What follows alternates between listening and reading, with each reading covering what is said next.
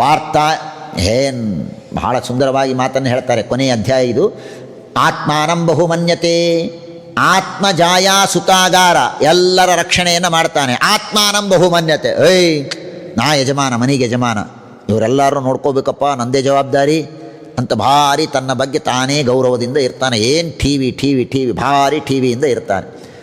ಗೃಹೇಶು ಕೂಟಧರ್ಮೇಶು ದುಃಖತಂತ್ರೇ ಸ್ವತಂತ್ರಿತಃ ಕುರ್ವನ್ ದುಃಖ ಪ್ರತೀಕಾರಂ ಸುಖವನ್ ಮನ್ಯತೆ ಗೃಹಿ. ಏನೋ ಕಷ್ಟ ಬಂದಿದೆ ಅಂತ ಅದಕ್ಕೆ ಪರಿಹಾರಕ್ಕಾಗಿ ಅಂತ ಏನೇನೋ ಪರಿಹಾರವನ್ನು ಮಾಡ್ತಾನೆ, ಏನು ಲಾಭ ಆಗೋದಿಲ್ಲ, ಅದೂ ದುಃಖನೇ ಕೊಡುತ್ತೆ, ಅದೂ ದುಃಖವನ್ನೇ ಕೊಡುತ್ತೆ. ಪ್ರಹ್ಲಾದರಾಜರು ಮುಂದೆ ಹೇಳ್ತಾರೆ ಅದನ್ನು. ವಾರ್ತಾಯಾಮ್ ಲುಪ್ಯಮಾನಾಯಾಮ್, ಬೇಕಾದಷ್ಟು ಗಳಿಸ್ತಾ ಇರ್ತಾನೆ, ತಿಂಗಳ 1.5 ಲಕ್ಷ 2 ಲಕ್ಷ ತಂದು ಹಾಕ್ತಾ ಇರ್ತಾನೆ. ಬರ್ರಿ ಅಂತಾರೆ, ಬ್ಯಾಗ್ ಹಿಡಿತಾರೆ, ಮರ್ಯಾದೆ ಮಾಡ್ತಾರೆ, ಎಲ್ಲ ಮಾಡ್ತಾರೆ. ರಿಟೈರ್ಮೆಂಟ್ ಆಗತ್ತೆ. ವಾರ್ತಾಯಾಮ್ ಲುಪ್ಯಮಾನಾಯಾಮ್, ಎಲ್ಲ ಬರೋದು ನಿಂತು. ಲುಪ್ಯಮಾನಾಯಾಮ್ ಆರಬ್ಧಾಯಾಮ್ ಪುನಃ ಆಮೇಲೆ ಏನಾಗತ್ತೆ, ಗಳಿಕೆ ಇಲ್ಲ, ವಸ್ತುಗಳಾದರೂ ಬೇಕು, ಲೋಭ ಬೆಳೆಯತ್ತೆ, ಇನ್ನೊಬ್ಬರ ದುಡ್ಡಿನ ಮೇಲೆ ಕಣ್ಣು ಹೋಗುತ್ತೆ, ಏನೇನೋ ವಿಚಾರ ಮಾಡ್ತಾನೆ, ಹೇಗೋ ಗಳಿಸಬೇಕು ಅಂತ ಪ್ರಯತ್ನ ಮಾಡ್ತಾನೆ. ಪರಾರ್ಥೇ ಕುರುತೆ ಸ್ಪೃಹಾಂ, ಇನ್ನೊಬ್ಬರ ದುಡ್ಡು ಬೇಕು ಅಂತ ಅಪೇಕ್ಷೆ ಪಡ್ತಾನೆ.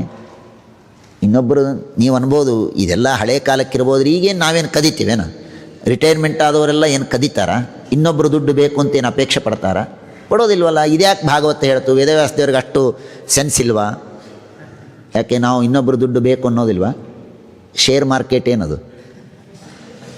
ನೀ 20 ರೂಪಾಯಿ ಹಾಕಿರ್ತಿ, ನಿನಗೆ 2 ಲಕ್ಷ ರೂಪಾಯಿ ಬರುತ್ತೆ, ಅದು ಯಾರು ದುಡ್ಡದು? ಪರಾರ್ಥೇ ಕುರುತೆ ಸ್ಪೃಹಾಂ.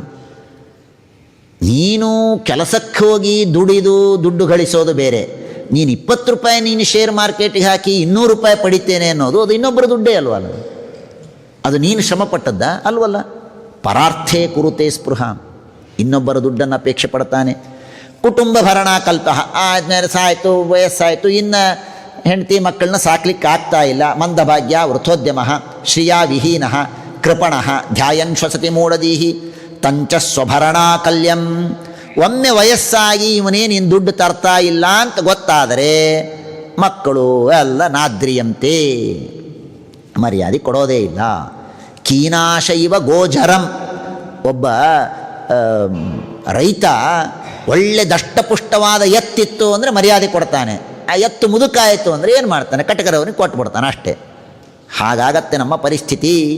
ತತ್ರಾಪ್ಯಜಾತ ನಿರ್ವೇದ ಭ್ರಿಯಮಾಣ ಸ್ವಯಂಭೃತೈ. ಇಷ್ಟಿದ್ರೂ ಕೂಡ ಅಜಾತ ನಿರ್ವೇದ, ನಮಗೆ ವೈರಾಗ್ಯ ಬರೋದಿಲ್ಲ. ವೈರೂಪ್ಯ ಎಲ್ಲ ಜರ ಎಲ್ಲ ಬಂದು ಒದ್ದಾಡ್ತಾ ಇರ್ತೇವೆ. ಮರಣಾಭಿಮುಖ, ಇನ್ನೇನು ಮರಣ ಹತ್ತಿರ ಬರುತ್ತೆ. ಆಸ್ಥೆ ಅವಮತ್ಯ, ಅವಮಾನ ಮಾಡ್ತಾ ಇರ್ತಾರೆ ಮಕ್ಕಳು.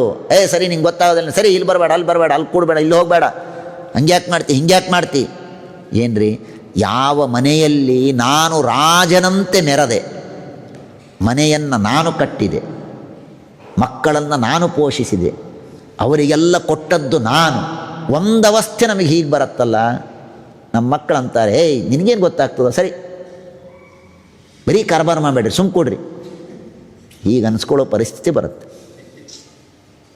ಇಷ್ಟು ಪರಿಸ್ಥಿತಿ ಬಂದರೂ ವೈರಾಗ್ಯ ಬರೋದಿಲ್ಲ.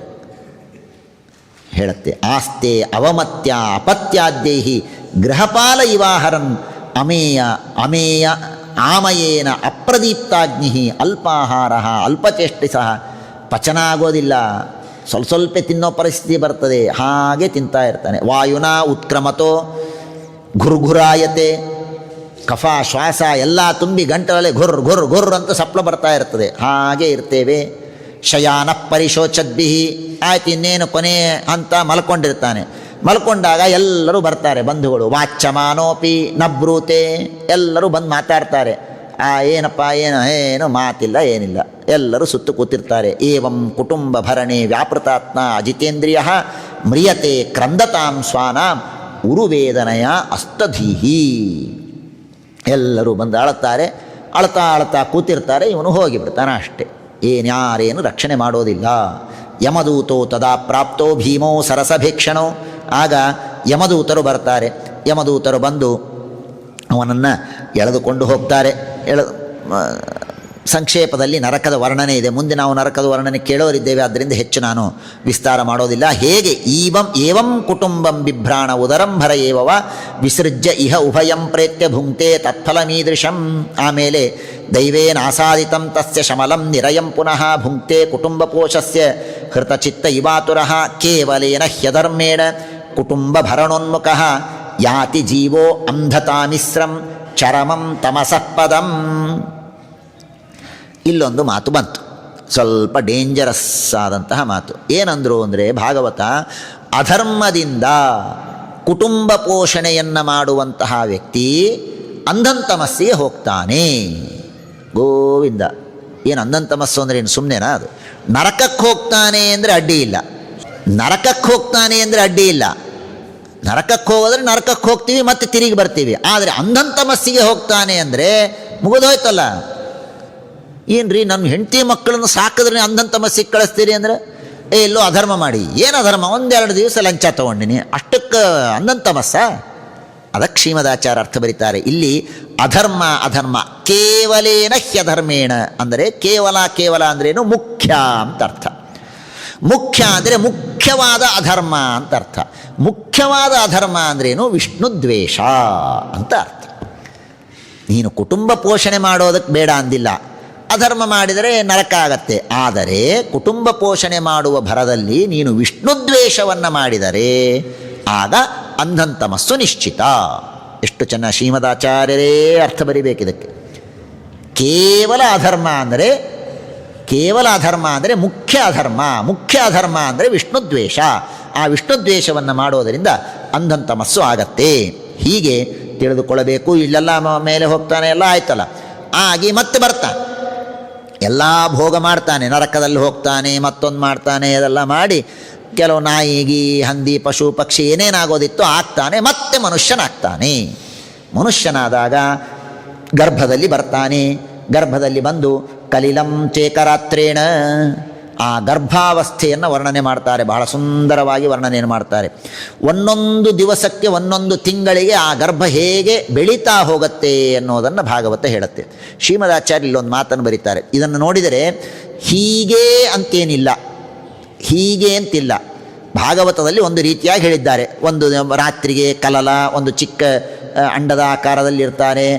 5 ರಾತ್ರಿ ಆದ ಮೇಲೆ ಬುದ್ಬುದದಂತೆ ಸ್ವಲ್ಪ ದೊಡ್ಡ ಗುಳ್ಳೆಯಂತೆ ಇರ್ತಾನೆ. ದಶಾಹೇನತು ಕರ್ಕಂದುಹು, ಆಮೇಲೆ ಮತ್ತೊಂದು ಬೋರೆ ಹಣ್ಣಿನಂತೆ ಆಗ್ತಾನೆ. ಪೇಷ್ಯಂಡಂಬಾ ತತಃ ಪರಂ, ಒಂದು ಕೋಳೆಯ ಮೊಟ್ಟೆಯಷ್ಟು ದೊಡ್ಡದಾಗ್ತಾನೆ. ಮಾಸೇನತು ಶಿರಃ, 1 ತಿಂಗಳಿಗೆ ತಲೆ ಬರುತ್ತೆ. 2ನೇ ತಿಂಗಳಿಗೆ ಬಾಹು ಅಂಘ್ರಿ ಮೊದಲಾದ ಎಲ್ಲವೂ ಸಣ್ಣ ಸಣ್ಣದಾಗಿ ಹೊರಗೆ ಬರೋದಕ್ಕೆ ಪ್ರಾರಂಭವಾಗತ್ತೆ. ನಖ ಲೋಮ ಅಸ್ಥಿ ಚರ್ಮಾಣಿ ಲಿಂಗಚ್ಛಿದ್ರೋ ಉದ್ಧವ ಸ್ತ್ರಿಭಿಹಿ, 3ನೇ ತಿಂಗಳಿಗೆ ಕೂದಲು ಉಗುರು ಇವುಗಳೆಲ್ಲ ಬರೋದಕ್ಕೆ ಶುರುವಾಗತ್ತೆ. ಚತುರ್ಭಿಧಾತವ ಸಪ್ತ, 4ನೇ ತಿಂಗಳಿಗೆ ಸಪ್ತ ಧಾತುಗಳೆಲ್ಲ ನಿರ್ಮಾಣವಾಗತ್ತೆ. 5ನೇ ತಿಂಗಳಿಗೆ ಕ್ಷುತ್ರುಡ್ ಉದ್ಭವ, ಹಸಿವೆ ನೀರಡಿಕೆ ಪ್ರಾರಂಭವಾಗತ್ತೆ. ಷಡ್ಭಿರ್ಜರಾಯುಣಾವೀತಃ ಕುಕ್ಷೋ ಭ್ರಾಮ್ಯತಿ ದಕ್ಷಿಣೆ, 6ನೇ ತಿಂಗಳಿಗೆ ಹೊಟ್ಟೆಯಲ್ಲಿ ತಿರುಗೋದಕ್ಕೆ ಶುರು ಮಾಡ್ತಾನೆ. ಸಪ್ತಮೇ ಜನ್ಮ ಕರ್ಮಾಣಿ ಗತಾನಿ ಸ್ಮರತೆ ಋಷಿ, 7ನೇ ತಿಂಗಳಿಗೆ ಆಗ ಜ್ಞಾನಿಯಾದ ವ್ಯಕ್ತಿ ಹೊಟ್ಟೆಯಲ್ಲಿದ್ದರೆ ಅವನಿಗೆ ಹಳೇ ಜನ್ಮದ್ದೆಲ್ಲ ಸ್ಮರಣೆ ಬರುತ್ತೆ ಅನ್ನೋದನ್ನು ಭಾಗವತ ಹೇಳುತ್ತೆ. ಶ್ರೀಮದಾಚಾರ್ಯಲ್ಲಿ ಹೇಳುತ್ತಾರೆ, ಈ ಏನು ಕ್ರಮ ಹೇಳಿದ್ದಾರೆ ಹೀಗೆ ಅಂತೇನಿಲ್ಲ, ಅವರವರ ಕರ್ಮಕ್ಕೆ ಅನುಗುಣವಾಗಿ ಹೊಟ್ಟೆಯಲ್ಲಿ ಬೇರೆ ಬೇರೆ ತರಹ ಆಗ್ಬೋದು. ಅದು ವಿಚಿತ್ರ, ಆಯಾ ಜೀವನಿಗೆ ಸಂಬಂಧಪಟ್ಟದ್ದು. ಇದು ಒಂದು ಸಾಮಾನ್ಯವಾಗಿ ಹೇಳಿದ್ದೇ ಹೊರತು ಹೀಗೇ ಆಗಬೇಕು ಅಂತ ಇಲ್ಲ ಅನ್ನೋದನ್ನು ಆಚಾರ್ಯರು ಹೇಳ್ತಾರೆ.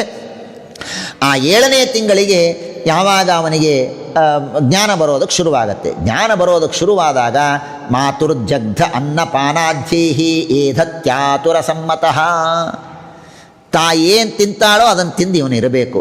ಇವನಿಗೇನು ಬೇಕು ಅಂದರೆ ಸಿಗೋದಿಲ್ಲ, ಅವನು ತಾಯಿ ತಿಂದದ್ದನ್ನೇ ತಿನ್ನಬೇಕು. ಆಸ್ತೆ ಸುಮ್ಮನೆ ಬಾಯಿ ಮುಚ್ಕೊಂಡು ಕೂತಿರಬೇಕು.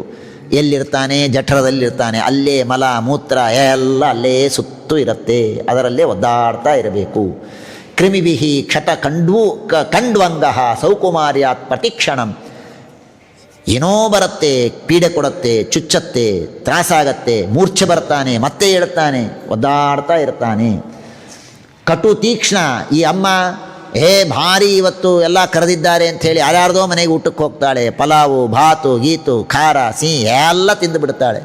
ಅದೆಲ್ಲ ಈ ಮಗುವಿಗೆ ಒದ್ದಾಟ, ಅತೀ ಖಾರ ಒದ್ದಾಟ. ಹೀಗೆಲ್ಲ ಒದ್ದಾಡ್ತಾ ಒಳಗೆ ಕೂಡ್ತಾನೆ. ಮಾತೃಭುಕ್ತೈರುಪಸ್ಪೃಷ್ಟ ಸರ್ವಾಂಗೋತ್ಥಿತ ವೇದನ, ಎಲ್ಲ ಅಂಗಾಂಗಗಳಲ್ಲೆಲ್ಲ ನೋವು ಉರಿ ಒದ್ದಾಟ. ಹೀಗೆ ಒಳಗೆ ಇರ್ತಾನೆ. ಉಲ್ಬೇನ ಸಂವೃತಸ್ತಸ್ಮಿನ್ನಾಂತೈಶ್ಚ ಬಹಿರಾವೃತ, ಗಟ್ಟಿ ಚೀಲ ಹಾಕಿ ಕಟ್ಟಿಬಿಟ್ಟಿದ್ದಾನೆ ದೇವರು. ಅಳ್ಳಾಡಬೇಕು ಅಂದರೆ ಆಗೋದಿಲ್ಲ, ಹೀಗೆ ತಲೆ ಮಾಡಿ ಕೂಡಬೇಕು, ಒಂದೇ ಕಡೆಗೆ ಒಂದೇ ಪೋಸಿನಲ್ಲಿ ಒದ್ದಾಡ್ತಾ ಕೂಡಬೇಕು.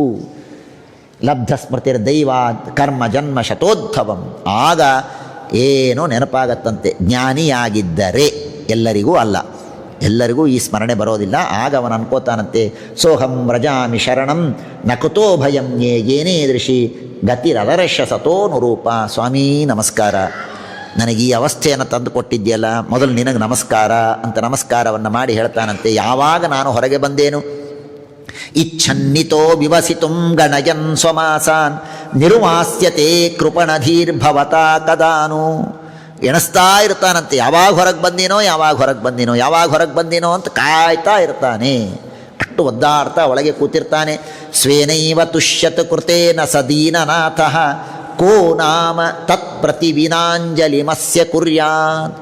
ಒಂದು ಮಾತನ್ನು ಹೇಳ್ತಾನೆ, ಈ ಸ್ತೋತ್ರ ಮಾಡಬೇಕು ಅಂತ ನನಗೆ ಮನಸ್ಸು ಬಂತಲ್ಲ, ಅದು ನೀನು ಮಾಡಿದ ಅನುಗ್ರಹ, ನೀನೇ ನನ್ನಲ್ಲಿ ನಿಂತು ಸ್ತೋತ್ರವನ್ನು ಮಾಡಿಸಿದ್ದಿ, ನಿನಗೆ ನಮಸ್ಕಾರ.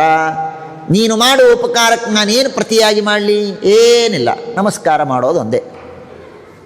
ಈ ಸ್ತೋತ್ರ ಮಾಡು. ಸೋಹಂ ವಸನ್ನಪಿ ವಿಭೋ ಬಹು ದುಃಖವಾಸಂ ಗರ್ಭಾನ್ನ ನಿರ್ಜಿಗಮಿಷೇ ಬಹಿರಂಧ ಕೂಪೆ. ಅನ್ಕೋತಾನಂತೆ, ದೇವರೇ ನೀನು ಹೊರಗೆ ಕಳಿಸ್ಲೇಬೇಡ ನಾನು, ಯಾಕಂದರೆ ಇಲ್ಲೇನು ಕಷ್ಟ ಇದೆಯೋ ಇದು 10ರಷ್ಟು ಕಷ್ಟ ಹೊರಗಿದೆ. ಇಲ್ಲೇ ಇರ್ತೀನಿ, ಇಲ್ಲೇ ಇದ್ದು ಬಿಡ್ತೀನಿ, ನಾನು ಹೊರಗೆ ಕಳಿಸಬೇಡ. ನಾನು ನಿರ್ವಾಸ್ಯ, ಹೊರಗೆ ಹೋಗೋದೇ ಇಲ್ಲ, ನನಗೆ ಇಲ್ಲೂ ಒಳಗೆ ಇದ್ದು ಬಿಡ್ತೀನಿ. ಯತ್ರೋಪಯಾತಮುಪಸರ್ಪತಿ ದೇವಮಾಯಾ ಮಿಥ್ಯಾ ಮತಿರಿ ಯದನು ಸಂಸ್ಕೃತಿ ಚಕ್ರಮೇತತ್. ಇಲ್ಲಿಂದ ಹೊರಗೆ ಬಿದ್ನ ಬಂತು ದೇವಮಾಯಾ. ಶರೋ ಸಂಸಾರ ಬೇಡ, ಒಳಗೆ ಇಲ್ಲೇ ಇದ್ದು ಬಿಡ್ತೀನಿ. ತಸ್ಮಾದಹಂ ವಿಗತ ವಿಕ್ಲವ ಉದ್ಧರಿಷ್ಯೇ ಆತ್ಮಾನಮಾಶು ತಮಸಸ್ ಹೃದಾತ್ಮನೇವ. ಆಯ್ತು, ಇಷ್ಟು ವರ್ಷ ಅನಂತ ಬೇಕಾದಷ್ಟು ಜನ್ಮ ಭಾಳ ಕೆಟ್ಟ ಮಾಡೀನಿ, ಇನ್ನು ಇಲ್ಲ, ಈ ಸತಿ ನಾನು ಹುಟ್ಟಿಸು, ನಾನು ನನ್ನ ಉದ್ಧಾರ ಮಾಡಿಕೊಂಡೇ ಮಾಡ್ಕೋತೀನಿ, ಗ್ಯಾರಂಟಿ 100% ಉದ್ಧಾರ ಮಾಡ್ಕೋತೀನಿ. ಭೂಯೋ ಯಥಾ ವ್ಯಸನ ಮೇತದ ಅನೇಕ ರಂಧ್ರಂ, ಮತ್ತೊಮ್ಮೆ ನಾನು ಈ ಗರ್ಭಕ್ಕೆ ಬರಬಾರ್ದು, ಅಷ್ಟು ನಾನು ಮಾಡ್ಕೋತೀನಿ. ಹೊರಗೆ ಹಾಕಬೇಡ, ಹೊರಗೆ ಹಾಕಿದ್ರೆ ನೆಕ್ಸ್ಟ್ ನನಗೆ ಜನ್ಮ ಬರಬಾರ್ದು, ಹಂಗೆ ನಾನು ಮಾಡ್ಕೋತೀನಿ ಅಂತ ಅಂತಿರ್ತಾನೆ. ಹಿಂಗೆ ಅನ್ಕೋತಾನೆ ಹೊರಗೆ ಬೀಳ್ತಾನೆ, ಎಲ್ಲ ಮರೆತು ಅಷ್ಟು ವ್ಯಾನಿಷ್, ಪೂರ್ಣವಾಗಿ ಮರೆತು ಹೋಗ್ತಾನೆ. ಕ್ಷಿಪತ್ಯವಾಚೀನಂ ಪ್ರಸೂತ್ತೇ ಸೂತಿ ಮಾರುತಃ ನಿರುಚ್ಛ್ವಾಸೋ ಗತಸ್ಮೃತಿ ರೋರೂಯತಿ. ಓ ಅಂತ ಅಳ್ಳಿಕ್ಕೆ ಶುರು ಮಾಡ್ತಾನೆ. ಅನಭಿಪ್ರೇತ ಮಾಪನ್ನ ಪ್ರತ್ಯಾಖ್ಯಾತು ಮನೀಶ್ವರ. ಏನೋ ಮಾಡ್ತಿರ್ತಾರೆ, ಇವಂಗೆ ಯಾಕೋ ಅಳು ಬಂದಿರ್ತದೆ, ಇವ್ರು ಇನ್ನೇನೋ ತಿಳ್ಕೊತಾರೆ. ಶಕಿಯಾಗಿದೆ ಅಂತ ಇವನು ಅಳ್ತಿರ್ತಾನೆ, ಶಕಿಯಾಗಿದೆ ಅಂತ ಅಳ್ತಿರ್ತಾನೆ. ಅಯ್ಯೋ ಭಾಳ ಗಾಳಿ ಬಂದದೆ ಅಂಥೇಳಿ ಹಾಕಿ ಕಟ್ಟಿ ಕೂಡಿಸಿಬಿಡ್ತಾರೆ. ಇವೆಲ್ಲ ಇದೇನು ರೀ ಸಣ್ಣ ಹುಡುಗರು, ಅದೇನು ಇಷ್ಟು ದೊಡ್ಡದು ಹೇಳ್ತೀರಿ ಅಂತ. ಸಣ್ಣ ಹುಡುಗ, ಇದೆಲ್ಲ ನಾವು ಅನುಭವಿಸಿದ್ದೇವಲ್ಲ, ಇದೇ ಜೀವ ಅಲ್ಲ ಇದನ್ನೆಲ್ಲ ಅನುಭವಿಸಿದ್ದು. ಅದು ನಮಗೆ ಎಚ್ಚರ ಬರಲಿ ಅನ್ನೋದಕ್ಕೆ ಭಾಗವತ ಹೇಳ್ತಾ ಇದೆ. ತುದಂತ್ಯಾತ್ಮತ್ವಚಂ ದಂಶ ಮಶಕ ಮತ್ಕುಣಾದಯ. ಹುಳ ಬಂದು ಕಡಿತದೆ, ಅಳ್ತಾನೆ. ಯಾರು ಹುಳ ಹಾರಿಸೋರಿರೋದಿಲ್ಲ, ತಮ್ಮಷ್ಟಕ್ಕೆ ತಾವು ಸೆಲ್ಫಿ ತಕ್ಕೊಂಡು ಕೂತಿರ್ತಾರೆ. ಆ ಮಗು ಅಳ್ತಿರ್ತದೆ, ಅದನ್ನು ನೋಡೋದೇ ಇಲ್ಲ. ಮಗು ಹುಟ್ಟಿತು ಅಂತ ಫೋಟೋ ತೆಗೋದು ಕಳಿಸೋದು, ಫೋಟೋ ತೆಗಿಯೋದು ಕಳಿಸೋದು. ಅದಕ್ಕೆ ಹುಳ ಕಡಿತೋ ಏನು ಮಾಡ್ತೋ ಏನು ಯಾರೂ ನೋಡೋರು ಇರೋದಿಲ್ಲ. ಎಂಥ ದೀನ ಅವಸ್ಥೆ ಅಲ್ರಿ. ನಾವು ಕೂಸುಟ್ಟು ಅಂತ ಎಷ್ಟು ಸಂಭ್ರಮ ಪಡ್ತೀವಿ, ಆ ಪಾಪ ಆ ಜೀವನಿಗೆ ಎಷ್ಟು ಕಷ್ಟ ಆಗ್ತಿರ್ತದೆ ಜ್ಞಾನ ಇದ್ದರೆ. ಇತ್ಯೇವಂ ಶೈಶವಂ ಭುಕ್ತ. ಸರಿ, ರುದಂತಂ ವಿಗತ ಜ್ಞಾನಂ ಕ್ರಮೇಯ ಶೈಶವ ಎಲ್ಲ ಮುಗೀತು. ಆಮೇಲೆ ಸ್ವಲ್ಪ ದೊಡ್ಡವಾದ ಮೇಲೆ ಕೈ ಹುಳ ಕಡಿದ್ರೆ ತುರಿಸ್ಕೊಳ್ಳೋದು ಎಲ್ಲ ಮಾಡ್ತಾನೆ. ಆದರೆ ಅವನು ಏನು ಕೇಳ್ತಾನೋ ಎಲ್ಲನೂ ಬೇಡ ಅಂತಿರ್ತಾರೆ. ಅಲ್ಲಿ ಹೋಗಬೇಡ, ಇಲ್ಲಿ ಹೋಗಬೇಡ, ಅದು ಮಾಡಬೇಡ, ಹಂಗೆ ಮಾಡಬೇಡ, ಅಲ್ಲಿ ಮಾಡ, ಎಲ್ಲದಕ್ಕೂ ವಿಘ್ನ. ಸಿಟ್ಟು ಬರಲಿಕ್ಕೆ ಶುರುವಾಯಿತು. ಭಾಗವತ ಹೇಳುತ್ತೆ, ಹುಡುಗ ಬೆಳೆದ, ಮಗು ಬೆಳೆಯಿತು, 1 ವರ್ಷದ ಹುಟ್ಟಿದಬ್ಬ, birthday, first birthday, second birthday, third birthday ಅಂತ ಮಾಡ್ತೀರಾ ಇಲ್ಲ, ಇನ್ನೂ ಒಂದು ಬರ್ತಡೇ ಮಾಡಿರಿ ಅಂತಾರೆ. ಭಾಗವತ ಹೇಳುತ್ತೆ 1 ವರ್ಷ ಆಯಿತು ಅಂತ ನೀವು ಬರ್ತಡೇ ಮಾಡಿದ್ರಲ್ಲ, ಇನ್ನೊಂದು ಎಕ್ಸ್ಟ್ರಾ ಮಾಡಿರಿ ಅಂತ. ಏನು? ಸಹ ದೇಹೇನ ಮಾನೇನ ವರ್ಧಮಾನೇನ ಮನ್ಯುನ.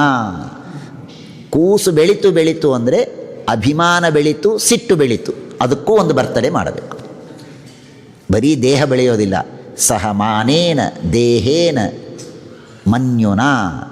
ಸಿಟ್ಟು ಬೆಳೀತದೆ, ಕಾಮ ಬೆಳೀತದೆ, ಎಲ್ಲ ಬೆಳೀತಾ ಹೋಗ್ತದೆ. ನೀವು ಬೆಳೆದಂಗೆ ಅದೂ ನಿಮ್ಮೊಳಗೆ ಬೆಳೀತಾ ಹೋಗತ್ತೆ. ಕರೋತಿ ವಿಗ್ರಹಂ. ಜಗಳ ಆಡ್ಲಿಕ್ಕೆ ಶುರು ಮಾಡ್ತಾನೆ. ಸ್ವಲ್ಪ ಅಕ್ಕ ತಂಗಿ ಅಣ್ಣ ತಮ್ಮ ಇದ್ದರೆ ನಂದು ಅಂತ ಶುರು ಮಾಡ್ತಾನೆ. ತದರ್ಥಂ ಕುರುತೆ, ಮತ್ತೆ ದೊಡ್ಡವನಾಗ್ತಾನೆ. ತದರ್ಥಂ ಕುರುತೆ ಕರ್ಮ ಯದ್ಬದ್ಧೋ ಯಾತಿ ಸಂಸ್ಕೃತಿ, ಮತ್ತೆ ಮಾಡ್ತಾನೆ. ಹೀಗೆ ಅಂತೂ ಮಾಡಿ ಆಸ್ಥಿತೆ ರಮತೆ ಜಂತು ತಮೋ ವಿಶತಿ ಪೂರ್ವವತ್.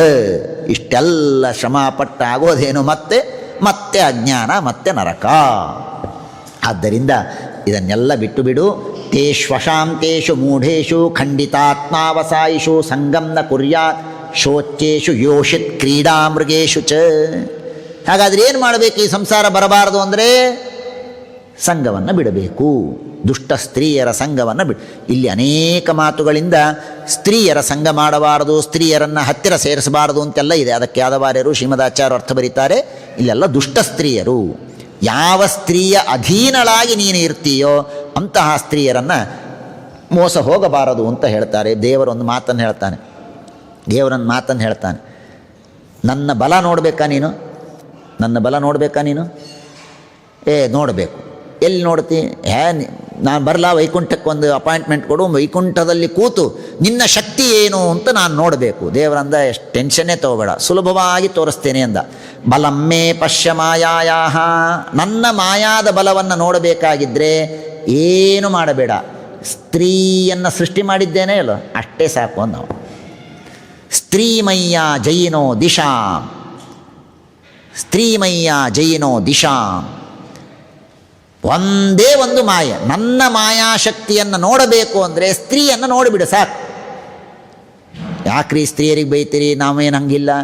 ಯಾರಿಲ್ಲ ಅವ್ರಿಗೆ ಅಂದೇ ಇಲ್ಲ, ಯಾರಿದ್ದಾರೆ ಅವ್ರಿಗೆ ಹೇಳ್ತಾ ಇದ್ದಾರಷ್ಟೆ. ಅಥವಾ ನಾವು ಸ್ತ್ರೀಯರ ಅಧೀನ ಎಂದೂ ಆಗಿಲ್ಲ ಅಂತ ನಿಮಗೆ ಧೈರ್ಯ ಇದ್ದರೆ ನೀವು ಅಂದ್ಕೊಳ್ಳಬೇಡಿ. ಯಾರು ಸ್ತ್ರೀಯರ ಅಧೀನ ಆಗಿ ಒದ್ದಾಡಿದ್ದಾರೆ ಅವರಿಗಾಗಿ ಭಾಗವತ ಹೇಳ್ತಾ ಇದೆ ಅಂತ ಅಂದ್ಕೊಂಡ್ರೆ ಸಾಕು. ಸ್ತ್ರೀಮಯ್ಯ ಜಯಿನೋ ದಿಶಾಂ ಯಾ ಕರೋತಿ ನಿಜಾಯತ್ತಾನ್. ಎಲ್ಲರನ್ನೂ ತನ್ನ ಅಧೀನ ಮಾಡಿಕೊಳ್ತಾಳೆ. ಇದಕ್ಕಿಂತಲೂ ದೇವರ ಮಾಯೆ ಏನು ಬೇಕು? ನಾನು ಒಂದು ತಮಾಷೆ ಮಾಡ್ತಾ ಇದ್ದೆ. ಒಂದು ಪ್ರಸಿದ್ಧವಾದ ಒಂದು ನುಡಿ ಇದೆ. ಏನು ನುಡಿ ಇದೆ? ದೇವರು ಎಲ್ಲರನ್ನೂ ತಾನೇ ಬಂದು ರಕ್ಷಣೆ ಮಾಡೋದಕ್ಕಾಗೋದಿಲ್ಲ. ಹಾಗಾಗಿ ದೇವರು ತನ್ನ ಕಾರುಣ್ಯವನ್ನು ತೋರಿಸುವುದಕ್ಕಾಗಿ ತಾಯಿಯನ್ನು ಸೃಷ್ಟಿ ಮಾಡಿದ ಅಂತ ಹೇಳ್ತಾರೆ. ತಾಯಿ ಅಂದರೆ ದೇವರು. ಹಾಗಾಗಿ ತನ್ನ ಕಾರುಣ್ಯವನ್ನು ತೋರಿಸುವುದಕ್ಕಾಗಿ ತಾಯಿಯನ್ನು ಸೃಷ್ಟಿ ಮಾಡಿದ. ಇದಕ್ಕೆ ಇನ್ನೊಂದು ಸಪ್ಲಿಮೆಂಟ್ರಿ ಸೇರಿಸಬೇಕು ಅಂತ. ದೇವರು ಕಾರುಣ್ಯವನ್ನು ತೋರಿಸುವುದಕ್ಕೆ ತಾಯಿಯನ್ನು ಹೇಗೆ ಸೃಷ್ಟಿ ಮಾಡಿದನೋ ಹಾಗೆ ದೇವರು ತನ್ನ ಸ್ವಾತಂತ್ರ್ಯವನ್ನು ತೋರಿಸುವುದಕ್ಕೆ ಹೆಂಡತಿಯನ್ನು ಸೃಷ್ಟಿ ಮಾಡಿದ. ತನ್ನ ಸ್ವಾತಂತ್ರ್ಯ, ತನ್ನ ಸತ್ಯ ಸಂಕಲ್ಪತ್ವವನ್ನು ತೋರಿಸಬೇಕಲ್ಲ, ಹೆಂಗೆ ಗೊತ್ತಾಗೋದು ನಮಗೆ? ಅದಕ್ಕಾಗಿ ಹೆಂಡತಿಯನ್ನು ಸೃಷ್ಟಿ ಮಾಡಿದ ಅಂತ ಇದೊಂದು ಸೇರಿಸಿಕೊಳ್ಳಿ ಅಂತ. ಹಾಗೆ ಭಾಗವತ ಹೇಳುತ್ತೆ, ಸ್ತ್ರೀಮಯ್ಯ, ಅದರಿಂದ ನಾನು ಇಡೀ ಜಗತ್ತನ್ನು ವಶ ಮಾಡಿಕೊಂಡಿದ್ದೇನೆ. ಸಂಗಂ ನ ಕುರ್ಯಾತ್ ಪ್ರಮದಾಸು ಜಾತು ಯೋಗಸ್ಯ ಪಾರಂ ಪರಮಾರು ರುಕ್ಷು ಮತ್ಸೇವಯಾ ಪ್ರತಿಲಬ್ಧಾತ್ಮಲಾಭೋ ವದಂತಿ ಯಾಂ ನಿರಯದ್ವಾರಮಸ್ಯ. ಆದ್ದರಿಂದ ಯಾರು ಯೋಷಿತ್ ಸಂಗಿಗಳೋ ಅವರ ಸಂಘವನ್ನು ಮಾಡಬೇಡಿ, ದುಷ್ಟ ಸ್ತ್ರೀಯರ ಸಂಘವನ್ನು ಮಾಡಬೇಡಿ ಎಂಬುದಾಗಿ ಬೇಕಾದಷ್ಟು ಮಾತನ್ನು ಹೇಳಿ, ತಸ್ಮಾನ್ನ ಕಾರ್ಯ ಸಂತ್ರಾಸಃ ನಕಾರ್ಮಣ್ಯಂ ನ ಸಂಭ್ರಮಃ, ಭಗವಂತನ ಧ್ಯಾನವನ್ನು ಮಾಡು ಎಂಬುದಾಗಿ ವಿಶೇಷವಾಗಿ ತಿಳಿಸಿಕೊಡ್ತಾರೆ. ಆಮೇಲೆ ಗೃಹಸ್ಥಾಶ್ರಮಿಗಳು ಮಾಡುವಂತಹ ಕರ್ಮ, ಅದರ ಬಗ್ಗೆ ಎಲ್ಲ ಹೇಳಿಕೊಡ್ತಾರೆ. ಇಲ್ಲಿ ಒಂದು ಮಾತನ್ನು ನಾನು ಹೇಳಿ ಮುಗಿಸ್ತೇನೆ. ಇಲ್ಲಿ ಒಂದು ಮಾತು, ಬಹಳ ಮಹತ್ವದ ಮಾತು ಇಲ್ಲಿ ಬರುತ್ತೆ. 16ನೇ ಶ್ಲೋಕ. ಏತು ಇಹಾಸಕ್ತ ಮನಸಃ ಕರ್ಮಸು ಶ್ರದ್ಧಯಾನ್ವಿತಾ ಕುರ್ವಂತ್ಯಪ್ರತಿಷಿದ್ಧಾನಿ ನಿತ್ಯಾನ್ಯಪಿ ಚ ಕೃತ್ಸ್ನಶಃ ರಜಸಾ ಕುಂಠಮನಸಃ ಕಾಮಾತ್ಮಾನೋ ಅಜಿತೇಂದ್ರಿಯಾ ಪಿತॄನ್ ಯಜಂತ್ಯನುದಿನಂ ಗೃಹೇಶು ಅಭಿರತಾಶಯಃ ತ್ರೈವರ್ಗಿಕಾಸ್ತೆ ಪುರುಷಾಃ ವಿಮುಖ ಹರಿಮೇಧಸಃ. ಇಲ್ಲೊಂದು ಮಹತ್ವದ ತತ್ವವನ್ನು ಆಚಾರ್ಯರು ತಿಳಿಸಿದ್ದಾರೆ, ಅದನ್ನು ಹೇಳಬೇಕಾಗಿದೆ ನನಗೆ. ತ್ರೈವರ್ಗಿಕರು ಅಂತ ಇದ್ದಾರೆ. ಏನಿವರು ತ್ರೈವರ್ಗಿಕರು ಅಂದರೆ, ಈ ತ್ರೈವರ್ಗಿಕರು ಮೂರು ತರಹ ಇದರಲ್ಲಿ ತ್ರೈವರ್ಗಿಕರಿದ್ದಾರೆ. ಮೊದಲು ಕೆಳಗಿನಿಂದ ನಾನು ಮೇಲೆ ಹೋಗ್ತೇನೆ. ತ್ರೈವರ್ಗಿಕರು ಅಂದರೆ ಇವರು ಯಜ್ಞಯಾಗಾದಿಗಳನ್ನು ಮಾಡ್ತಾರೆ, ಶ್ರಾದ್ದಾದಿಗಳನ್ನು ಮಾಡ್ತಾರೆ, ಎಲ್ಲ ಮಾಡ್ತಾರೆ. ಆದರೆ ಭಗವಂತನ ದ್ವೇಷವನ್ನು ಮಾಡ್ತಾರೆ. ಇವರು ಅಂಧಂತಮಸ್ಸಿಗೆ ಹೋಗ್ತಾರೆ. ಇದರ ಮೇಲಿನ ಒಂದು ಸ್ಟೇಜ್ ಇದೆ. ಆ ತ್ರೈವರ್ಗಿಕರು ಏನು ಅಂದರೆ, ಇವರು ಅಷ್ಟೇ ಸೇಮ್, ಯಜ್ಞಯಾಗಾದಿಗಳನ್ನು ಮಾಡ್ತಾರೆ, ಶ್ರಾದ್ದಾದಿಗಳನ್ನು ಮಾಡ್ತಾರೆ, ಎಲ್ಲ ಮಾಡ್ತಾರೆ. ಆದರೆ ಭಗವಂತನ ದ್ವೇಷ ಮಾಡೋದಿಲ್ಲ. ಆದರೆ ಭಗವಂತನಿಗೆ ವಿಮುಖರು ಅಷ್ಟೇ. ಭಗವಂತನ ಜ್ಞಾನ ಇಲ್ಲ ಇವರಿಗೆ. ಇವರು ನರಕಕ್ಕೆ ಹೋಗ್ತಾರೆ, ಮತ್ತೆ ಮತ್ತೆ ಸಂಸಾರಕ್ಕೆ ಬರ್ತಾ ಹೋಗ್ತಾರೆ. ಹಾಗೇ ಪರ್ಮನೆಂಟ್ ಇದ್ದು ಬಿಟ್ಟರೆ ಮತ್ತೆ ಸಂಸಾರಕ್ಕೆ ಬರ್ತಾ ಹೋಗ್ತಾರೆ. ಯಾರಿವರು? ದೇವರ ಜ್ಞಾನ ಮಾಡಿಕೊಂಡಿಲ್ಲ, ಆದರೆ ವೇದೋಕ್ತವಾದ ಶ್ರಾದ್ದಾದಿ ಕರ್ಮಗಳು ಯಜ್ಞಯಾಗಾದಿಗಳನ್ನು ಮಾಡ್ತಾರೆ. ಇವರೂ ಒಂದು ತರಹದ ತ್ರೈವರ್ಗಿಕರು. ಇವರು ಏನು ಮಾಡ್ತಾರೆ? ಇವರು ಮತ್ತೆ ಅದೇ ವಂಶದಲ್ಲಿ ಹುಟ್ಟುತ್ತಾರೆ, ಅಲ್ಲೇ ಬೆಳೀತಾರೆ, ಹೀಗೆ ಸಂಸಾರದಲ್ಲಿ ಇರ್ತಾರೆ. ಇನ್ನು ಕೆಲವರಿದ್ದಾರೆ. ಅವರೇನು ಅಂದರೆ, ಅವರು ವೇದೋಕ್ತವಾದ ಕರ್ಮಗಳನ್ನು ಮಾಡ್ತಾರೆ, ಶ್ರಾದ್ದಾದಿಗಳನ್ನು ಮಾಡ್ತಾರೆ. ದೇವರಲ್ಲಿ ಅಲ್ಪ ಭಕ್ತಿ, ಸ್ವಲ್ಪೇ ಭಕ್ತಿ ಇದೆ ಅವರಿಗೆ. ಇವರಿಗೆ ಸ್ವರ್ಗ ಆಗತ್ತೆ. ಇವರು ಮೋಕ್ಷಕ್ಕೆ ಹೋಗೋದಿಲ್ಲ, ಬರೀ ಸ್ವರ್ಗ ಮಾತ್ರ ಆಗತ್ತೆ. ಹೀಗೆ ಮೂರು ತರಹದ ತ್ರೈವರ್ಗಿಕರು ಇದ್ದಾರೆ.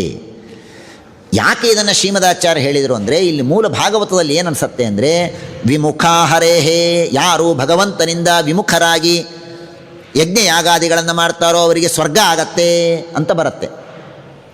ಅದು ಸಾಧ್ಯ ಇಲ್ಲ. ಸ್ವರ್ಗ ಆಗಬೇಕಾದರೆ ಒಂದು ತಿಳಿದುಕೊಂಡು ಬಿಡಿ, ಎಷ್ಟೇ ಭಾಗವತ ತಾತ್ಪರ್ಯದ ಮಾತನ್ನೇ ಓದ್ತೇನೆ, ಎಷ್ಟೇ ಭಕ್ತಿಯನ್ನು ಮಾಡಿ ಹೇಳ್ತಾರೆ, ಅತ್ಯಲ್ಪ ಭಕ್ತ ವಿಷ್ಣು ಚ ಸದಾ ಶ್ರಾದ್ದಾಧಿಕಾರಿಣಃ ಪಿತೃಲೋಕಂ ಸಮಾವಿಶ್ಯ ಸ್ವಸಂತಾನೇ ಪುನಃ ಕ್ಷಿಪ್ರಮೇವ ಪ್ರಜಾಯಂತೆ. ಸ್ವಲ್ಪೇ ಭಕ್ತಿ ಇದ್ದರೂ ಸಾಕು, ಯಜ್ಞಯಾಗಾದಿಗಳು ಶ್ರಾದ್ದಾದಿಗಳನ್ನು ಮಾಡಿದರೆ ಚಂದ್ರಲೋಕಕ್ಕೆ ಹೋಗ್ತಾರೆ, ಪಿತೃಲೋಕಕ್ಕೆ ಹೋಗ್ತಾರೆ, ಮತ್ತೆ ಹುಟ್ಟುತ್ತಾರೆ. ಇವರೇ ಈ ಶ್ರಾದ್ದಾದಿಗಳನ್ನು ಮಾಡುವವರೇ.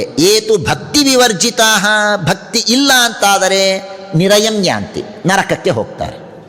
ಆದರೆ ಅನ್ಯ ಸಾಮಾನ್ಯ ವೇತ್ತಾರ ತದನ್ಯ ಉತ್ತಮ ವೇದಿನಃ ತದ್ಭಕ್ತ ನಿಂದಕಾಶ್ಚೈವ, ದೇವರಿಗಿಂತಲೂ ದೇವರು ಎಲ್ಲರೂ ಒಂದೇ ಅಂತ ತಿಳ್ಕೊಳ್ಳೋರಾಗಲಿ, ದೇವರಿಗಿಂತಲೂ ಉತ್ತಮ ಇದ್ದಾರೆ ಅಂತ ತಿಳ್ಕೊಳ್ಳೋರಾಗಲಿ, ದೇವರ ಹಾಗೂ ದೇವರ ಭಕ್ತರ ದ್ವೇಷ ಮಾಡುವವರಾಗಲಿ, ಇವರೇನು ಮಾಡ್ತಾರೆ? ಇವರಿಗೆ ಧ್ರುವಂ ತಮಃ ಯಾಂತಿ. ಇವರು ಯಜ್ಞಯಾಗಾದಿಗಳನ್ನು ಮಾಡಿರ್ತಾರೆ ಆದರೆ ತಮಸ್ಸಿಗೆ ಹೋಗೋದಿವರು. ಅಲ್ರಿ ಏನ್ರಿ ಇಷ್ಟೆಲ್ಲ ಮಾಡಿದರೆ ಏನು ಪಾಪ? ಅಷ್ಟೆಲ್ಲ ಇಷ್ಟಲ್ಲ. ಅವ್ರು ಹೇಳ್ತಾರೆ, ಅಪಿ ಧರ್ಮೈಕ ನಿಲಯಾಹ ನಾತ್ರ ಕಾರ್ಯ ವಿಚಾರಣ. ಧರ್ಮೈಕ ನಿಲಯ ಅಂದ್ರೇನು? ಇವನಷ್ಟು ಧರ್ಮ ಮಾಡೋರು ಇನ್ನೊಬ್ರು ಜಗತ್ನಾಗ ಇಲ್ಲೇ ಇಲ್ಲ. ಏನೇನು ಜಗತ್ನಾಗ ಧರ್ಮ ಹೇಳಿದ್ದಾರೆ ಇಡೀ ಧರ್ಮ ಸಿಂಧು ತಲೆಯಾಗ ಹಾಕೊಂಡು ಕೂತಾನ, ಎಲ್ಲ ಧರ್ಮ ಮಾಡ್ತಾನೆ. ಇಷ್ಟಿದ್ದರೂ ನಿನಗೆ ಸ್ವರ್ಗ ಸಿಗಬೇಕು ಅಂದರೆ ಈಟಾದರೂ ಭಕ್ತಿ ಇರಬೇಕು. ಇಲ್ಲ, ನೋ ಚಾನ್ಸ್. ಇದು ಗೀತಾ ತಾತ್ಪರ್ಯದಲ್ಲಿ ಶ್ರೀಮದಾಚಾರ್ಯರು ಅತ್ಯಂತ ಸ್ಪಷ್ಟವಾಗಿ ಹೇಳ್ತಾರೆ. ಇಷ್ಟೆಲ್ಲ ಒಳ್ಳೆ ಕರ್ಮ ಮಾಡ್ಯಾರಲ್ರಿ, ಅವ್ರಿಗೂ ಸ್ವರ್ಗ ಇಲ್ಲ. ದೇವರಲ್ಲಿ ಭಕ್ತಿ ಇರಲೇಬೇಕು. ಇಲ್ಲ ಅಂದರೆ ಸ್ವರ್ಗ ಆಗಲಿಕ್ಕೆ ಚಾನ್ಸೇ ಇಲ್ಲ. ಹೀಗೆ ಈ ಮಾತನ್ನು ತಿಳಿಸುವುದಕ್ಕಾಗಿ ನಾನು ಈ ಅಧ್ಯಾಯವನ್ನು ಹೇಳಿದೆ. ಹೀಗೆ ಈ ರೀತಿಯಾಗಿ ತ್ರೈವರ್ಗಿಕರು ಅಂತ ಇದ್ದಾರೆ. ತಸ್ಮಾತ್ ತ್ವಂ ಸರ್ವಭಾವೇನ ಭಜಸ್ವ ಪರಮೇಷ್ಠಿನಂ ತದ್ಗುಣಾಶ್ರಯ ಭಕ್ತ್ಯ ಭಜನೀಯ ಪದಾಂಬುಜಂ. ಆದ್ದರಿಂದ ನೀನು ಭಕ್ತಿಯನ್ನು ಮಾಡು, ಭಗವಂತನಲ್ಲಿ ಶ್ರದ್ಧೆಯನ್ನು ಇಡಬೇಕು. ಮತ್ತು ಇಲ್ಲಿ ಬ್ರಹ್ಮನಾಡಿ ಇತ್ಯಾದಿಗಳನ್ನು ಹೇಳ್ತಾರೆ. ಅದು ಈಗಾಗಲೇ ಹಿಂದೆ ನಾನು ಬಂದಿದೆ. ಇತ್ಯೇತತ್ ಕಥಿತಂ ಗುಖ್ಯಂ, ಇಷ್ಟೆಲ್ಲ ಏತದ್ವೈ ಶ್ರದ್ಧೆಯ ಭಕ್ತ್ಯ ಯೋಗಾಭ್ಯಾಸೇನ ನಿತ್ಯಶಃ ಸಮಾಹಿತಾತ್ಮ ನಿಸ್ಸಂಗೋ ವಿರಕ್ತ ಪರಿಪಶ್ಯತಿ. ಹೀಗೆ ಇಷ್ಟೆಲ್ಲ ತತ್ವಗಳನ್ನು ನಾನು ಉಪದೇಶ ಮಾಡಿದ್ದೇನೆ. ಏನೈವ ಬುದ್ಧ್ಯತೆ ತತ್ವಂ ಪ್ರಕೃತಿ ಪುರುಷಸ್ಯ ಚ. ಆ ಪ್ರಕೃತಿ ಪುರುಷರ ವಿವೇಕವನ್ನು ಮಾಡಿಕೊಂಡು ಯಥಾರ್ಥವಾದ ಜ್ಞಾನವನ್ನು ಮಾಡಿಕೊಂಡು ಭಗವಂತನಲ್ಲಿ ಭಕ್ತಿಯನ್ನು ಮಾಡು. ಅಮ್ಮ ಒಂದು ಮಾತನ್ನು ಹೇಳ್ತೇನೆ, ಇಷ್ಟೆಲ್ಲ ಸುದ್ದಿ ಭಾಳ ಚಂದ ತತ್ವೋಪದೇಶ ಮಾಡ್ಯಾನ ಅಂಥೇಳಿ ಬಡಕ್ನೆ ಬಾಜುಕಿನ ಮನೆಯವರಿಗೆ ಕರೆದು ಎಲ್ಲ ಉಪದೇಶ ಮಾಡಲಿಕ್ಕೆ ಹೋಗಬೇಡ. ನ ಖಲಾಯ. ಈ ತತ್ವ ಇದು ಬಹಳ ಮಹತ್ವದ್ದು. ನಾನು ಅನೇಕ ಬಾರಿ ಹೇಳ್ತೇನೆ, ಎಲ್ಲ ಕಡೆಗೆ ಯಾವುದೇ ಒಂದು ತತ್ವೋಪದೇಶ ಮಾಡಿದ ಕೂಡಲೇ ಈ ಮಾತನ್ನು ಎಲ್ಲರೂ ಹೇಳ್ತಾರೆ. ಕೃಷ್ಣನೂ ಹೇಳ್ತಾನೆ, ವೇದವ್ಯಾಸ ದೇವರು ಹೇಳ್ತಾರೆ, ಶ್ರೀಮದಾಚಾರ್ಯರು ಹೇಳ್ತಾರೆ, ಎಲ್ಲರೂ ಹೇಳ್ತಾರೆ. ಯಾಕೆ ಅದನ್ನು ಆಮೇಲೆ ವಿವರಣೆ ತಿಳಿಯೋಣ. ನೈತತ್ ಖಲಾಯ, ದುಷ್ಟರಿಗೆ ಉಪದೇಶ ಮಾಡಬೇಡ. ಅವಿನೀತಾಯ, ಏನೋ ಸೊಕ್ಕಿನಿಂದ ಏನು ಹೇಳನ್ರಿ ನಿಮ್ಮ ಕಪಿಲ, ಹೇಳಲಿಕ್ಕೆ ಹೋಗಬೇಡ. ನಸ್ತಬ್ಧಾಯ ಭಿನ್ನಾಯ. ಭಿನ್ನಾಯ ಅಂದ್ರೇನು? ಹೊರಗಿನವರಿಗೆ ಹೇಳಬೇಡ. ಯಾರು ಅವೈಷ್ಣವರೋ ಅವರಿಗೆ ಹೇಳಲಿಕ್ಕೆ ಹೋಗಬೇಡ. ಧರ್ಮಧ್ವಜಾಯ. ಧರ್ಮಧ್ವಜ ಅಂದ್ರೇನು? ಧರ್ಮಧ್ವಜ ಅಂದರೆ ಡಾಂಭಿಕ ಅಂತ ಅರ್ಥ. ಧ್ವಜ ಮಾತ್ರ ಧರ್ಮದ್ದು, ಭಗವಧ್ವಜ ಒಳಗೆಲ್ಲ ಲೆಫ್ಟೇ. ಅಂಥವ್ರಿಗೆ ಹೇಳಲಿಕ್ಕೆ ಹೋಗಬೇಡ. ಧರ್ಮಧ್ವಜ ಎಷ್ಟು ಚೆನ್ನಾಗಿದೆ ನೋಡಿ. ಧರ್ಮಧ್ವಜ ಅಂದರೆ ಡಂಭ, ಮೋಸಕ್ಕಾಗಿ ಧರ್ಮ ಮಾಡುವವನು. ಜನ ಗುರುತಿಸ್ಲಿ ಅನ್ನೋದಕ್ಕೆ ಬರೀ ಚಿಹ್ನೆ ಇಟ್ಟುಕೊಂಡು ಮಾಡುವವನು ಯಾರೋ ಅವನು ಧರ್ಮಧ್ವಜ. ಅಂಥವನಿಗೆ ಹೇಳಬೇಡ. ನ ಲೋಲುಪಾಯ, ಲೋಲುಪನಿಗೆ ಹೇಳಬೇಡ. ಗೃಹಾರೂಢ ಚೇತಸೆ, ಇನ್ನೂ ಸಂಸಾರದಲ್ಲೇ ಇರಬೇಕು ಅಂತ ಭಾರಿ ಅದ, ಅಂಥವನಿಗೆ ಇದೆಲ್ಲ ಹೇಳಿದ್ರೆ ಹುಚ್ಚ ಅಂತ, ಇದೇನು ತೊಗೊಂಡು ಏನು ಮಾಡ್ತೀರಿ ಅಂತಂತಾನೆ. ಹೇಳಲಿಕ್ಕೆ ಹೋಗಬೇಡ್ರಿ. ಯಾಕೆ ಹೇಳ್ತೀರಿ? ಸುಮ್ಮನೆ ಹೇಳಿ ಅವ್ರ ಕಡೆಯಿಂದ ಯಾಕೆ ಬಯಸ್ಕೋಬೇಕು? ಅದಕ್ಕೆ ನಾನು ನಮ್ಮ ಆಚಾರ್ಯ ಮೇಲಿನ ಮೇಲೆ ಹೇಳ್ತಾ ಇರ್ತಾರೆ, ಇಂಥ ಉಪದೇಶಗಳನ್ನು ಇನ್ನೂ ಈಗ ಭಾರಿ ನಾವೆಲ್ಲ ಓದಿ ಬಂದೀವಿ ಅಂತ ಅದೇ ಡಿಗ್ರಿ ಮಾಡ್ಕೊಂಡು ಸೈನ್ಸ್ಗಿನ್ ಸೋಸ್ ಬಂದಿರ್ತಾರೆ. ಅಂಥವ್ರಿಗೆ ಹೇಳ್ತಾ ಕೂತ್ರೆ ಏನೇನೋ ಮಾಡ್ತಾರೆ. ಹೇಳಲಿಕ್ಕೆ ಹೋಗ್ರಿ, 30-40 ವರ್ಷ ಆಗ್ತದೆ ನೋಡ್ರಿ, ಆಮೇಲೆ ಹೇಳಬೇಕು. ಅಂದರೆ ಮನಸ್ಸಿಗೆ ಹೋಗೋದು. 40-45 ವರ್ಷ ಆದಮೇಲೆ ಉಪದೇಶ ಮಾಡಬೇಕು. ಇದೇ ಲಾಭ ಇಲ್ಲ. ಈಗ ಅವನೋ ಹುಡುಗ ಇದೇನು ರೀ ಹಿಂಗೆ ಇರ್ತದ್ರಿ ಹಂಗೆ ಇರ್ತದ್ರಿ ಅನ್ಕೋತ ಕೊಡ್ತಾನೆ, ಸುಳ್ಳೆ. Time waste.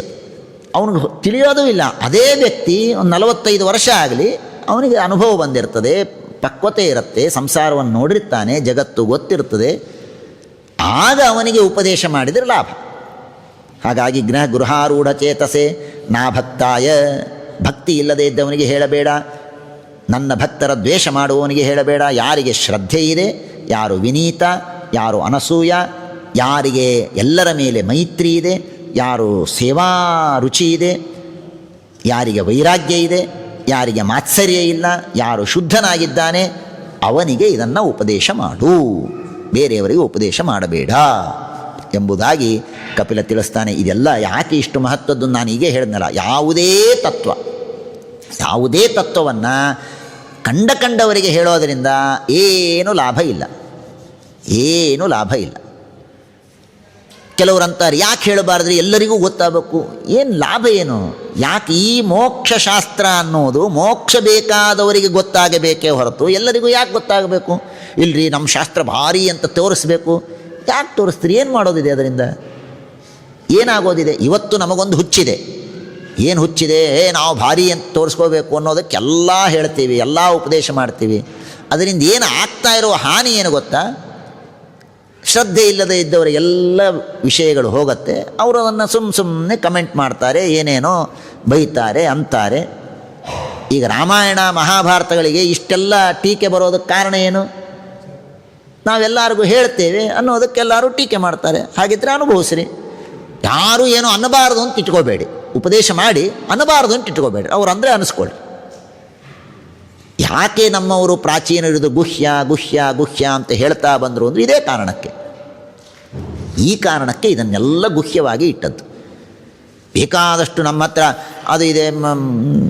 ಸರ್ಕಾರದಲ್ಲಿ ಏನೇನೋ ಪಾಲಿಸಿಗಳನ್ನು ಮಾಡ್ತಾರೆ, ಏನೇನೋ ಡಿಫೆನ್ಸ್ ಪಾಲಿಸಿಗಳಿರ್ತದೆ, ರೂಲ್ಸ್ಗಳಿರ್ತದೆ.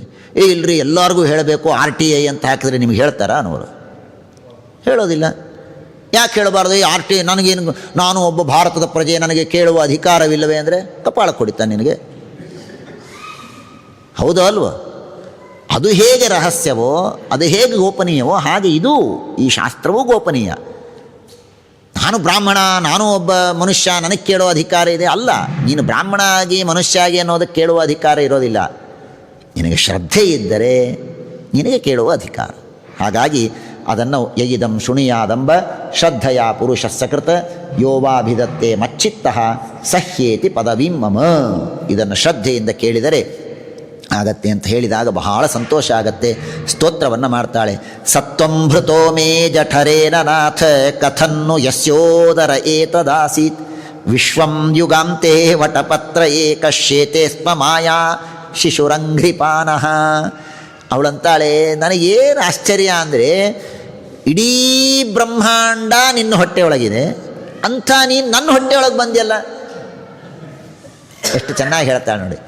ಯಸ್ಯೋ ಸತ್ವಂಭೃತೋ ಮೇ ಜಠರೇಣ ನಾಥ ಕಥನ್ನು ಯಸ್ಯೋದರ ಏತದಾಸೀತ್. ಇಡೀ ಜಗತ್ತು ನಿನ್ನ ಹೊಟ್ಟೆಯೊಳಗೆ ಇಟ್ಟುಕೊಂಡ ನೀನು ನನ್ನ ಹೊಟ್ಟೆಯೊಳಗೆ ಹೆಂಗೆ ಬಂದ್ಯೋ ಸ್ವಾಮಿ? ವಿಶ್ವಂ ಯುಗಾಂತೆ ವಟಪತ್ರ ಏಕ ಶೇತೇಸ್ಪ ಮಾಯಾ ಶಿಶುರಂಘ್ರಿಪಾನಃ. ಮಾಯಾ ಶಿಶುವಾಗಿ ಆ ವಟಪತ್ರದಲ್ಲಿ ನಿನ್ನ ಹೆಬ್ಬಟ್ಟನ್ನು ಚೀಪ್ತಾ ಮಲಗಿರುವಂತಹ ಭಗವಂತ ನಿನಗೆ ನಮಸ್ಕಾರ. ಸ್ವತೇಜಸ ಧ್ವಸ್ತ ಗುಣಪ್ರವಾಹಂ ವಂದೇ ವಿಷ್ಣುಂ ಕಪಿಲಂ ವೇದಗರ್ಭಂ. ಅಂತಹ ಕಪಿಲನಿಗೆ ನಮಸ್ಕಾರ ಅಂತ ಹೇಳಿದಾಗ ಭಗವಂತ, ನೋಡಮ್ಮ, ಈ ನಾನು ಹೇಳಿದ ಮಾರ್ಗದಿಂದ ನೀನು ವಿಶೇಷವಾಗಿ ಸಾಧನೆಯನ್ನು ಮಾಡು, ಈ ಮಾಯಾಮಯವಾದ ಸಂಸಾರವನ್ನು ದಾಟಬಹುದು. ಕಪಿಲ ಋಷಿಗಳ ಅನುಮತಿಯನ್ನು ಪಡೆದು ಅವಳು ತನ್ನ ಸಾಧನೆಯನ್ನು ಮಾಡ್ತಾ ಇದ್ದಾಳೆ. ಆಸೀನ ಸರಸ್ವತ್ಯ ಸಮಾಹಿತಃ ಸ್ವಚ್ಛ ಸ್ಫಟಿಕ ಕುಡ್ಡೇಶು ಮಹಾಮರಕತೇಶು ಚ.